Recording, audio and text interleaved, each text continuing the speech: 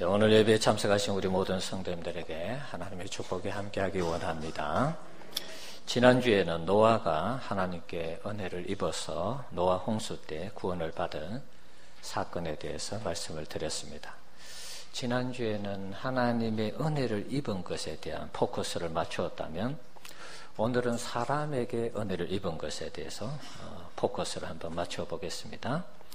오늘 본문은 요셉의 이야기입니다. 요셉은 위기의 순간마다 사람에게 은혜를 입었습니다.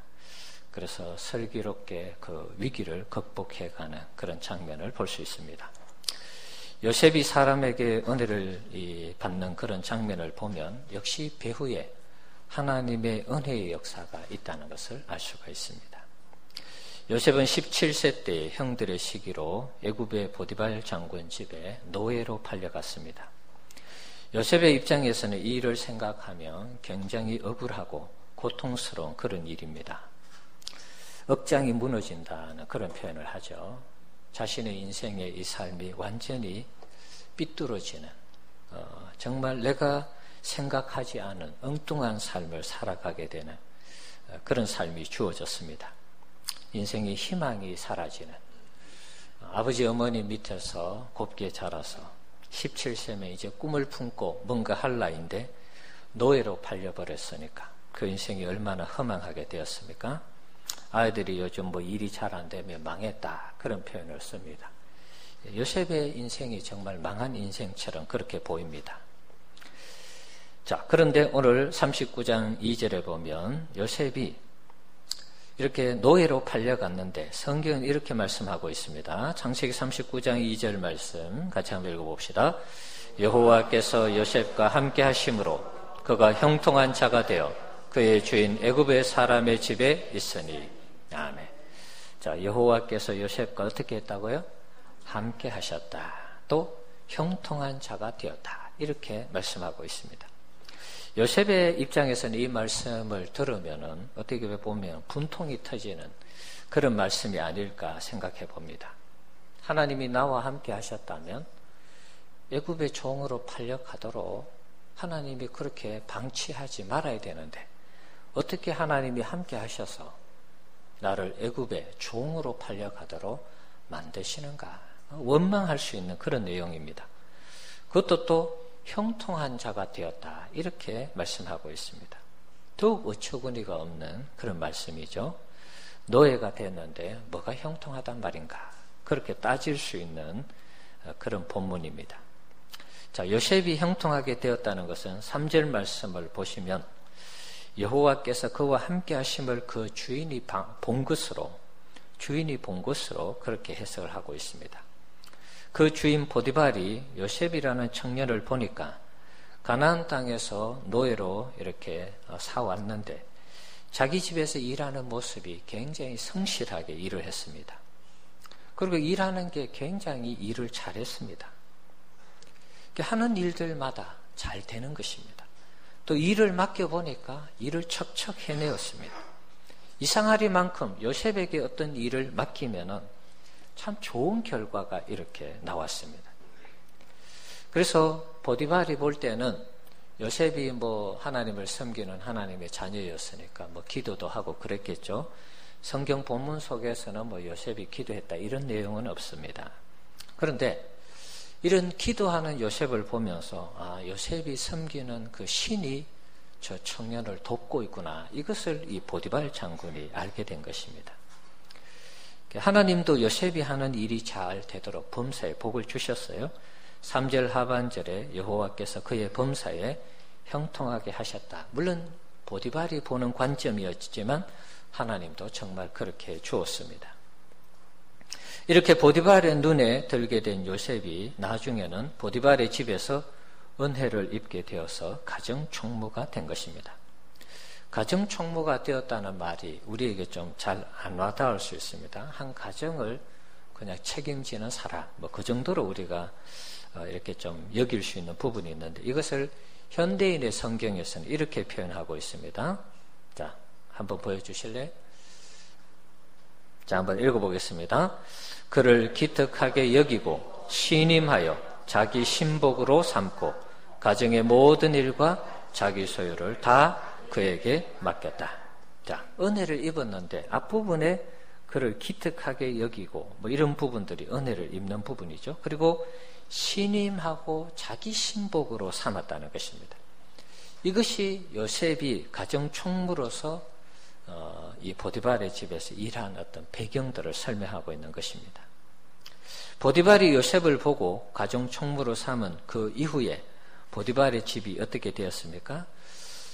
그전에도 요셉을 통해서 일할 때마다 좋은 결과가 일어났는데, 자, 39장 5절에 보면 5절 한번 보여주실래요? 자, 읽어봅시다. 그가 요셉에게 자기의 집과 그의 모든 소유물을 주관하게 한 때부터 여호와께서 요셉을 위하여 그 애굽 사람의 집에 복을 내리심으로 여호와의 복이 그의 집과 밭에 있는 모든 소유에 미친지라. 자, 가정 총무로 삼아서 모든 집의 일들을 돌보도록 했는데, 그때부터 그 소유물을 주관하게 한 때부터 여호와께서 요셉을 위하여 애굽 사람의 집에 복을 내리셨다. 그렇게 기록을 하고 있습니다. 더 잘 되도록 하나님이 역사하셨다. 그렇게 보는 것이죠. 자, 요셉이 보디발의 집에서 이제 거의 2인자 역할을 하게 되었습니다. 주인이 먹는 음식 외에는 모든 것을 요셉에게 맡겼습니다. 자, 그럼 우리가 이제 관심을 가지고 살펴봐야 될 것은 이것입니다. 요셉이 보디발에게 은혜를 입은 것이 요셉이 성실하게 일을 잘해서 은혜를 입었을까요? 아니면 하나님이 함께 하셔서 형통하게 인도하셔서 보디발에게 은혜를 입은 것일까요? 두 개 다 해당됩니다. 두 개 다 해당되는데 우선은 그런 것입니다. 하나님이 요셉에게 함께 하시고 형통한 복을 주심으로 요셉이 자기의 이 마음이 비록 노예로 팔려왔지만 하나님이 나와 함께 하시구나. 그 믿음이 있으니까 이게 안정이 되는 것입니다. 노예로 팔려왔는데 내가 언젠가 형들을 향해서 복수해야지. 그리고 이를 갈면서 말이지. 복수할 날만 기다렸다면 아마 보디발의 그 주인에게 이 마음에 들지 않았을 것입니다. 애가 어떻게 삐뚤어져가지고 복수할 날만 기다리고 사는 아이처럼 비쳤을 테니까 말이죠. 그런데 하나님께서 함께 하시는, 먼저 요셉이 기도하고 신앙생활 할 때에 하나님께서 그에게 함께 하시는 어떤 증거들을 보여주셨겠죠. 그리고 또 이렇게 어려움 속에서도 잘 인내하고 참을 것을 말씀하셨을 것이라 그렇게 보는 것입니다. 자, 그러니까 이제 진정이 되고 비록 종으로 팔려갔지만 또 그곳에서 열심히 일을 하니까 보디발의 눈에 들게 된 것입니다. 자, 우리가 신앙생활을 하면서 하나님의 은혜가 항상 우선한다는 사실을 잊어서는 안 되겠습니다. 어떤 성도님이 목사님에게 이렇게 물었다고 합니다. 목사님이 성도들에게 질문을 한 것입니다. 여러분, 꽃이 나비를 선택합니까? 아니면 나비가 꽃을 선택합니까? 어떻게 생각하십니까, 여러분? 나비가 꽃을 선택할까요? 꽃이 나비를 선택할까요? 우리가 볼 때는 나비가 날아가서 꽃에 앉으니까 나비가 선택한다, 그런 생각하죠. 꽃에 여러분 향기가 없고 꽃이 이게 살아있지 못하면 나비가 날아갈까요? 안 날아갈 것입니다. 마찬가지입니다. 우리가 하나님의 은혜로 우리가 열심히 교회 다니는 것 같고 우리가 열심히 신앙생활 하는 것 같지만 하나님의 은혜가 있기 때문에 우리가 교회를 다니는 것입니다. 그래서 그 우선순위는 항상 하나님의 은혜에 우선순위를 두어야 하는 것입니다. 요셉이 하나님의 은혜를 받으니까 진정이 되고 또 다음을 기약할 수 있는 그런 삶들을 준비할 수 있었던 것입니다. 사람에게 은혜를 입는 것도 하나님이 배후의 역사하심으로 가능하다는 것. 그러니까 하나님의 은혜가 요셉에게 계속 흐르니까 요셉이 진정을 해서 생활할 때에 그 보디발 주인의 그 장군의 마음에 든 것입니다. 자, 요셉의 두 번째 시련이 또 찾아옵니다. 7절 이하에 보면 요셉이 가정 총무로 섬길 때 6절 마지막 절에 보면 요셉은 용모가 빼어나고 아름다웠더라. 요즘 말로 하면 요즘 잘 나가는 우리 연예인 중에 남자 청년 누구에 비유할 수 있을까요? 네. 하여튼 나름대로 잘생긴 또 건강한 체격이 좋은 이런 청년이었습니다. 보디발의 아내가 이제 이걸 탐을 내는 것입니다. 저 청년과 함께 동침을 해야 되겠다. 그런 생각을 하는 것이죠. 자, 그런데 이게 뜻대로 잘 되지 않는 것입니다. 하루는 집이 다 비었을 때 요셉에게 유혹을 합니다. 그래서 요셉이 하나님 앞에서 내가 어떻게 덕지하겠느냐. 그래서 그 옷자락을 뿌리치고 도망을 가는데 그 아내가 요셉의 옷을 다 벗어놓고 도망을 갔습니다. 그러니까 이제 이 아내가 화가 났겠죠. 요셉이라는 놈이 나를 겁탈하려고 했다. 이렇게 오해를 받고 감옥에 갇히게 되었습니다. 또 억울한 일을 당했습니다. 누명을 뒤집어 쓰게 되었습니다. 19절 이하를 보면 요셉은 누명을 쓰고 감옥에 갇히게 됩니다. 노예로 팔릴 때와 마찬가지로 요셉은 또다시 인생의 깊은 수렁에 빠져듭니다. 누구도 요셉을 이해할 수 없고 도와줄 수 없는 그런 상황에 빠져들게 되었습니다. 노예의 입장에서 감옥에 갔기 때문에 누가 얘기를 해도 들어주지 않는 그런 상황이 된 것입니다. 억울하다, 누명을 썼다 아무리 얘기해도 보디발이 친위 대장이었기 때문에 보디발이 가두었기 때문에 어떻게 할 수가 없는 것입니다. 노예로 팔려온 요셉을 누가 알아주겠습니까? 감옥에서 평생 지내야 되는 그런 위기 가운데 처하게 되었습니다. 노예로 팔릴 때보다 상황이 더 안 좋아졌습니다. 노예는 그래도 나름대로 주인의 심부름을 받아서 밖으로도 나가고 자유를 얻고 그러지 않습니까? 근데 아예 이제 깜빵 안에 갇히게 되는 신세가 된 것입니다. 자, 여기서도 하나님의 말씀은 기가 막힌 그런 말씀을 합니다. 21절 말씀 한번 읽어보겠습니다. 21절 시작. 여호와께서 요셉과 함께 하시고 그에게 인자를 더하사 간수장에게 은혜를 받게 하시매. 자, 여기서도 여호와께서 요셉과 어떻게 했다고요? 함께 하셨다. 예, 기가 막히는 표현이죠. 자, 상황이 더 안 좋아졌는데도 하나님은 여전히 요셉과 함께 하셨다. 그렇게 기록하고 있습니다. 참 역설적인 그런 표현이죠. 상황이 더 비참하게 되었는데 하나님이 함께 하셨다는 것입니다. 우리의 머리로는 도무지 이해가 되지 않는 하나님의 말씀입니다. 감옥이라는 최악의 이 깊은 수렁텅이에 빠지게 했는데 어떻게 하나님이 나와 함께 하신단 말인가? 요셉 입장에서는 따질 수 있는 그런 내용입니다. 자, 만약에 우리는 다 지나서 요셉의 결과까지 다 알고 있습니다. 자, 그렇다면 요셉이 정말 노예로 팔릴 때도 하나님 함께 하셨고 감옥에 갔을 때도 하나님 함께 하셨다면 최악의 위기 상황에서도 하나님이 함께 하셨구나. 그걸 우리가 이제 모든 사건을 이해하고 있는 측면에서는 우리는 그렇게 알고 있죠. 자, 그렇다면 이것을 우리에게 한번 적용하면 내 인생이 지금 최악의 상황이다. 되는 것이 하나도 없다. 내가 생각할 때 왜 이렇게 일이 자꾸 꼬여서 자꾸 일이 이렇게 더 안 되도록 하나님이 인도하시는가, 역사하시는가, 그렇게 생각할 때가 있죠. 자, 여러분, 그때도 하나님이 함께 하신다는 사실을 여러분 믿으시기 바랍니다. 네. 요셉에게 함께 하셨잖아요. 요셉은 이때 이해하지 못했을 것입니다. 그런데 요셉과 함께 하심으로 이 위기에서 요셉이 벗어나게 되죠.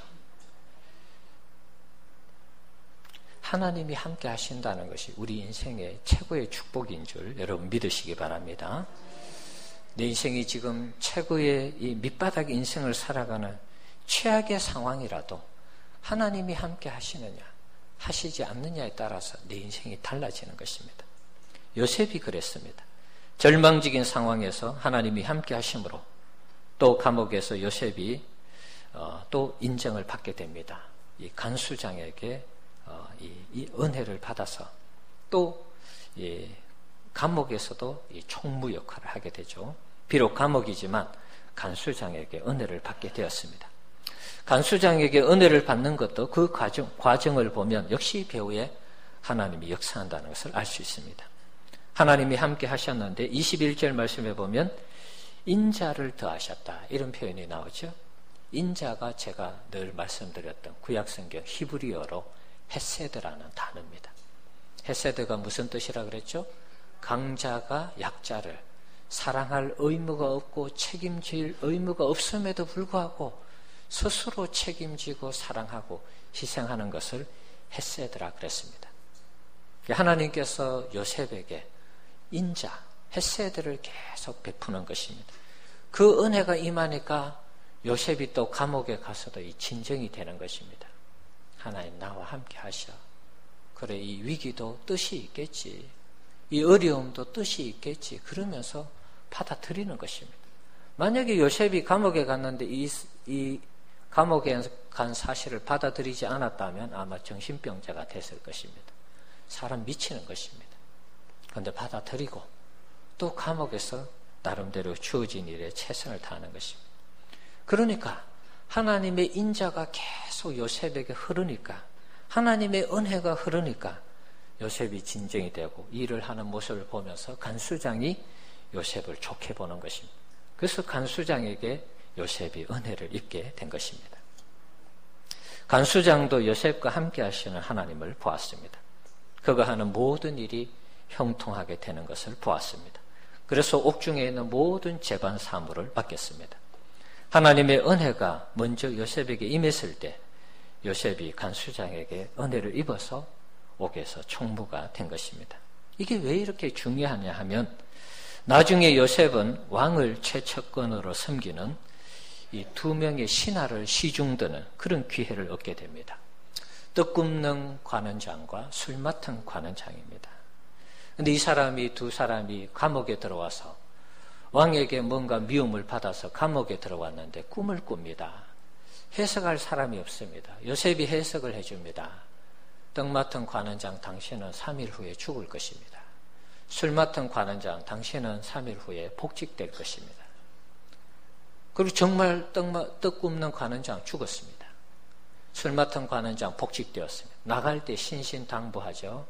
나를 좀 기억해 주십시오. 제가 억울한 일을 당해서 이렇게 옥살이하고 있습니다. 그런데 그 술 맡은 관원장이 밖으로 나가서 자기가 이제 복직되니까 감옥에 있는 요셉을 기억하겠습니까? 2년 동안 새까맣게 까먹고 있습니다. 모르는 것입니다. 사실 뭐 알려고 하지도 않았겠죠. 자기가 이제 뭐 왕의 최측근으로 섬기는데 감옥에 있는 애에게 신경 쓸 이유가 뭐 있겠습니까? 그런데 하루는 애굽의 왕 바로가 꿈을 꾸는데 이게 꿈이 무슨 내용인지 이해를 못하는 것입니다. 그래서 꿈을 해석할 수 있는 이제 모든 관리들을 불러서 꿈을 얘기했지만 꿈을 맞추지 못하는 것입니다. 해석이 안 돼요. 그때 술 맡은 관원장이 얘기를 하는 것입니다. 요셉이라는 애가 있는데 내가 2년 전에 감옥에 있을 때 그 청년이 나를 꿈을 해석해서 이렇게 복직이 되었다라고 얘기를 하죠.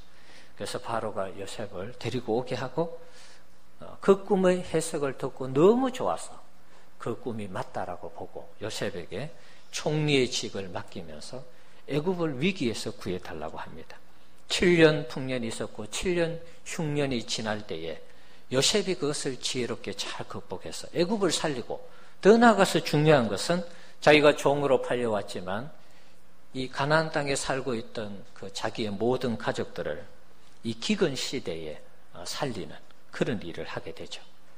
그래서 이런 전체적인 과정을 보면 요셉이 감옥에서 잘 인내하고 그리고 그걸 그대로 받아들이면서 옥중에서도 생활을 잘했을 때 이 보디발이 아니라 관수장에게 은혜를 입어서 나중에는 옥중 재반 일을 하게 되면서 이 두 신하를 만나게 되면서 결국에는 총리가 되고 히브리 민족을 구원하는 그 일까지 연결이 되는 것입니다. 그것이 창세기 전체적인 내용이 아니겠습니까? 자, 만약에 감옥에서 간수장에게 은혜를 입지 않았다면 요셉은 어떻게 되었을까요? 술 맡은 관원장과 떡 굽는 관원장을 만나지 못했을 것입니다. 요셉이 지금 뭐 제정신이 아닌데 자기가 자꾸 억울하다고 하면서 애가 왔다 갔다 하는데 이 두 명의 신하에게 간수장이 시중 들도록 했겠습니까? 그런 일은 없었을 것입니다. 그러면 꿈을 해몽하는 일도 없었을 것이고 바로 앞에 가서 꿈을 해몽하는 일도 없었을 것입니다. 그럼 요셉의 인생은 감옥에서 끝나는 인생입니다. 그야말로 감옥에서 쓸쓸하게 죽어가는 비참한 인생이 되는 것입니다. 요셉은 사람에게 은혜를 입음으로 매 순간마다 위기에서 벗어났습니다. 어떻게 보면 역전의 인생을 산 인물이 된 것입니다. 그 배후에는 하나님의 은혜가 강같이 흐르고 있다는 이 사실을 여러분 잊어서는 안 되는 것입니다. 사랑하는 성도 여러분, 우리가 처해 있는 상황이 최악의 상황이라도 여러분 걱정하지 마시고 매 순간 하나님의 은혜를 여러분 기억하면서 그 은혜 가운데 살아가시기를 바랍니다. 최악의 상황이라도 하나님이 함께 하신다. 이 믿음이 있어야 됩니다. 안 그러면 우리가 제대로 살아갈 수가 없습니다. 하나님이 나와 함께 하시거나 나를 붙들고 계시거나 최악의 상황이라도 그 믿음을 놓치면 안 되는 것입니다. 우리 인생에 하나님의 은혜가 강같이 흐르면 우리는 어떤 어려움도 이겨내고 마침내 하나님이 우리를 통해서 하시고자 하는 그 구원의 역사를 이루게 될 줄 믿습니다. 하나님의 은혜가 우리 가운데 흐르면 우리는 사람에게 은혜를 받게 되는 것입니다. 사람에게 은혜를 받는다는 것은 사람에게 인정을 받고 사람들로부터 존경을 받고 사람들로부터 내가 소중한 사람이라는 것을 알게 된다는 것입니다. 그 결과 우리는 전혀 다른 사람으로 세워져서 하나님께 영광을 돌리고 또 하나님 앞에 귀하게 쓰임받는 하나님의 자녀와 백성이 될 줄 믿습니다. 지금부터 100년 전에 한 젊은 선교사 부부가 미국에서 우리나라에 파송되어서 선교사로 왔습니다. 이 젊은 부부는 충남 공주에 선교 기반을 잡았습니다. 공주에서 첫 아들을 낳았습니다. 그 아들의 이름을 우광복이라 이렇게 지었습니다. 자, 그때 당시에 우리나라가 일제강점기에 있었기 때문에 이 조선이라는 나라가 빨리 강복이 됐으면 좋겠다. 그래서 우광복으로 지은 것입니다. 그리고 두 딸을 낳았습니다. 올리브와 로저라는 두 딸을 낳았습니다. 1906년도 2월 달에 논산지방 부흥회를 인도하고 돌아오다가 비를 피했는데 거기에 잠시 상여가 들어가서 쉬었는데 그 상여에 죽은 사람이 어떤 사람이냐 하면 전날에 장티푸스로 인해서 사람이 죽었습니다. 근데 이 선교사님이 그걸 알 리가 없잖아요. 들어갔는데 이 선교사님이 장티푸스에 감염이 되어서 순교를 했습니다. 돌아가셨어요. 졸지에 이 선교사 부인 아들이 이게 완전히 남편을 잃고 아버지를 잃은 그런 신세가 된 것입니다. 할 수 없이 미국으로 다시 돌아갔습니다. 놀라운 사실은 2년 후에 이 선교사님 부인이 자녀들과 함께 다시 공주로 오게 되었습니다. 그러면서 선교인데 공주에 큰 교회들을 세우는데 기여했다는 것입니다. 47년 동안 선교 사역을 했습니다. 그런데 선교 사역하면서 두 딸도 풍토병으로 인해서 죽었습니다. 우광복 아들 혼자 살아남았습니다. 우광복은 공주에서 태어나서 초등학교, 중학교를 다니고 다시 미국으로 건너가게 됩니다. 그리고 다시 한국으로 돌아오게 되는데요. 자, 그때가 바로 일제 식민지 통치에서 해방되어서 미국의 하지 장군이 미 군정을 이끌면서 한국을 신탁 통치하는 그런 시대였습니다. 그때 우광복이가 우리 한국으로 다시 들어오게 된 것입니다. 그때 당시 영어와 한국어를 능통하게 구사하는 사람이 거의 없었습니다. 그런데 이 우광복이가 우연히 하지 장군과 만나게 됩니다. 그러면서 그때부터 이 하지 장군의 참모가 되어서 한국 정부를 수립하는 데 기여하게 됩니다. 하지 장군이 우광복에게 이런 말을 했습니다. 한국 실정을 자네가 잘 알 테니까 한국을 이끌어갈 만한 인재 50명을 추천해달라 이렇게 말을 합니다. 우광복은 그의 어머니 선교사였던 어머니와 상의를 해서 50명을 추천합니다. 그 중에 48명이 여러분 기독교인이었습니다.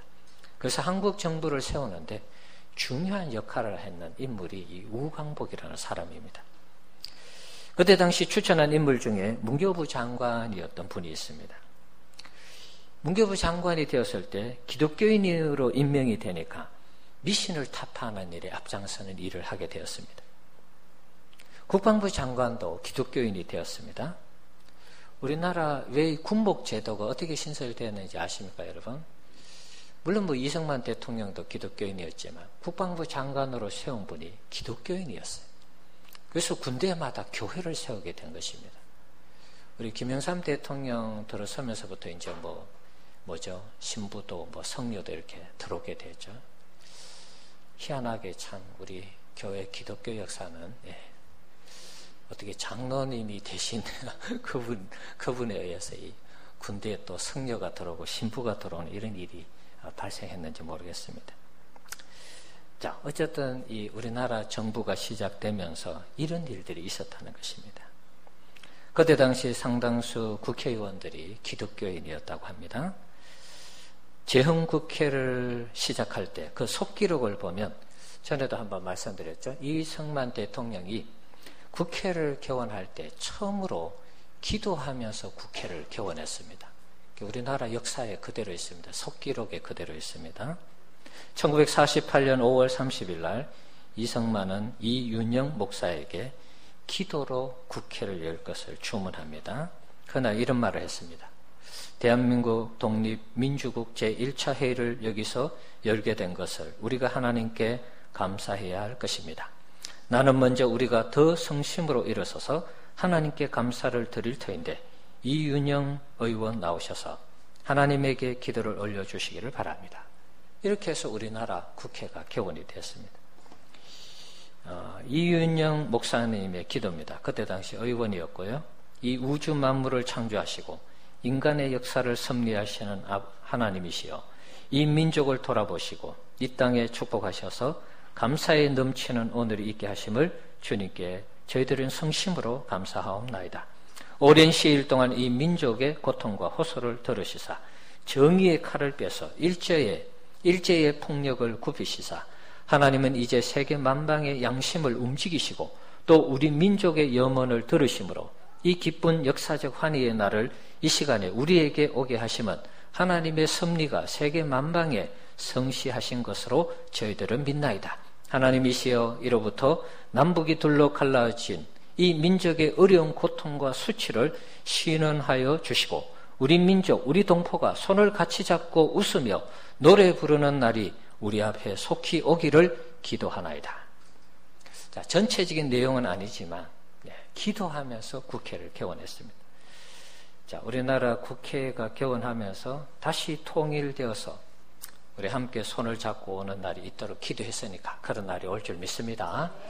우리가 늘 나라와 민족을 위해서 기도하죠. 자, 이때 당시 1958년도 당시 48년도 당시죠. 그때 당시에 기독교 인구가 한 5% 정도 됐다고 합니다. 자, 그런데 이 우광복 이 아들 어머니 이름이 윌리엄 선교사님입니다. 윌리엄이 남편도 물론 윌리엄이겠죠. 근데 이제 윌리엄이라는 윌자에서 이제 우리나라 발음이 우로 들렸던 것 같아요. 그래서 이제 광복이라 하고 우광복이라 이름을 지었던 것 같습니다. 자, 50명이 각계각층에서 영향을 끼치면서 이제 10년, 20년, 30년이 지나면서 우리 한국의 기독교인 인구가 한 1,000만이 되는 그런 일들이 일어난 것입니다. 물론 이분 혼자 다 했다고는 할 수 없겠죠. 그러나 미 군정 아래 있을 때 이 우광복이가 그 하지 장군에게 청원한 50명 중에 48명이 우리나라에게 큰 기여를 했다는 것, 그리고 기독교인이었다는 것 기억할 필요가 있습니다. 자, 우광복에게 50명을 추천한 이 윌리엄 선교사님, 이영만리 타국에서 남편 잃어버리고 두 딸을 잃어버린 그런 사람이죠. 그런데 다시 우리나라에 들어와서 선교하고 마지막까지 우리 한국을 위해서 애쓰다가 돌아가셨습니다. 우광복도 1994년 87세 일기로 소천을 했습니다. 11살 때 죽은 동생 올리브 곁에 묻어달라 그렇게 유언을 하고 우리나라에 묻혔습니다. 자, 한 사람에게 하나님의 은혜가 흐를 때 그 한 사람이 은혜를 입어서 사실 우리나라에 크게 기여한 그런 내용입니다. 우광복은 마치 우리나라의 요셉과 같은 그런 인물이 아닐까 그런 생각을 해봅니다. 사랑하는 성도 여러분, 우리 인생은 혼자 살아갈 수가 없습니다. 사회는 여러 계층의 사람들이 섞여서 살아가고 있습니다. 그 가운데 우리가 하나님의 사람으로 살아가는 것입니다. 하나님의 사람으로 이 시대 가운데 영향력 있는 하나님의 사람으로 살아가려면 하나님의 은혜가 임하는 하나님의 사람이 되어야 될 줄 믿습니다. 하나님의 은혜가 임할 때 우리가 영향력 있는 사람이 되는 것입니다. 그 은혜는 하나님이 함께 하시는 것입니다. 하나님께서 형통케 하시고 인자를 더하시는 은혜인 것입니다. 적어도 우리가 하나님의 자녀라면 최우선적으로 하나님은 우리에게 은혜를 베풀어 주실 것입니다. 하나님의 자녀에게 하나님의 은혜를 베풀어 주시겠죠? 그렇다면 우리가 하나님의 이 은혜를 우리가 받아서 강같이 흐르는 하나님의 은혜를 체험하면서 우리가 이 시대 가운데 살아간다면 이 시대에 꼭 필요한 사람, 이 시대를 살리는 사람, 이 시대에 영향력 있는 하나님의 사람이 될 줄 믿습니다. 예수님 당시도 예수님이 어렸을 때 누가복음 2장 40절 말씀을 보시면 자, 한번 보여주세요. 자, 한번 읽어보겠습니다. 아기가 자라며 강하여지고 지혜가 충만하며 하나님의 은혜가 그 위에 있더라. 아멘. 예수님도 하나님의 아들이셨지만 하나님의 은혜가 임하여서 사역을 하신 것입니다. 마찬가지죠. 우리가 이 시대에 하나님의 은혜가 필요한 사람입니다. 하나님의 은혜 가운데 우리가 살아가게 되면 우리가 주목을 받는 인생이 되는 것입니다. 그리고 세상을 바꾸고 변화시키는 세상에서 이기고 승리하는 인생이 될 줄 믿습니다. 하나님의 일을 하기 위해서 하나님의 뜻을 이루기 위해서 우리가 하나님의 은혜를 받아야 되겠습니다. 하나님의 은혜를 받을 때 사람에게도 우리가 은혜를 입게 되고 사람에게 인정받는 하나님의 사람이 될 줄 믿습니다. 우리 모두에게 하나님의 은혜가 강같이 임하는 그런 은혜가 있기를 주의 이름으로 축원합니다.